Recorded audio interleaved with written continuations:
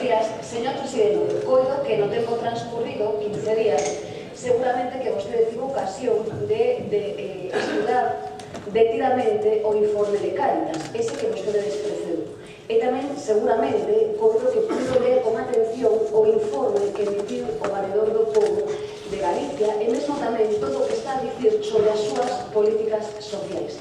E coido tamén, señor Feijóo, ou eso espero, que nos conteste a pregunta que llevamos a formular, e é se vostede coñece que hai pobreza en Galicia, se é capaz de pronunciar esta palabra, e en segundo lugar, que medidas vai adoptar diante do crecemento incesante da desprotección social en Galicia. Supoño que vostede coñece cales son os niveis de protección, por unha banda as políticas activas e por outra banda, efectivamente, todos os programas de protección social. Pero en Galicia hoxe, señor Feijóo, segundo a EPA, seguimos a ter 282.476 parados, segundo a EPA, que é laica, esta sí que é laica. E mire, segundo a EPA, tamén, a nosa taxa de cobertura é do 33,3%, é dicir, unha de cada tres persoas que se atopan en situación de desemprego solamente unha cobra prestación, o resto non cobra nada, señor Feijóo. Tamén esta enquisa, que insisto, é laica.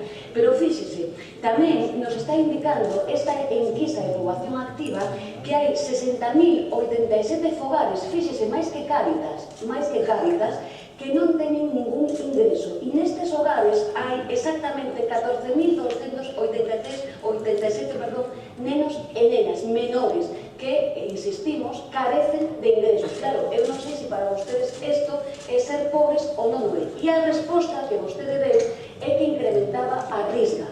Grande mentira do Partido Popular, señor Feijóo. Vostede incrementou neste orzamento 7 millóns de euros a risga, pero non conta que nas políticas, señora Prado, este tranquila, nas políticas de protección de emprego, vostedes disminuíron o 56,7% en termos nominais e o 70% en termos reais. E non conta, ademais, señor Feijóo, que as políticas estatais que tamén son do Partido Popular as disminuíron en 104 millóns de euros. E non nos conta, señor Feijóo, o que di o Valedor do Pobo, que le tira das orellas, dicíndolle que hai un problema grave coa risga no noso país. Porque vou a poner un exemplo dun concello deste país. Sabe cal é a media de percepción da tramitación da risga no noso país, señor Feijóo? A media son 7 meses. Póñolle un exemplo concretinho dun concello de perto de aquí.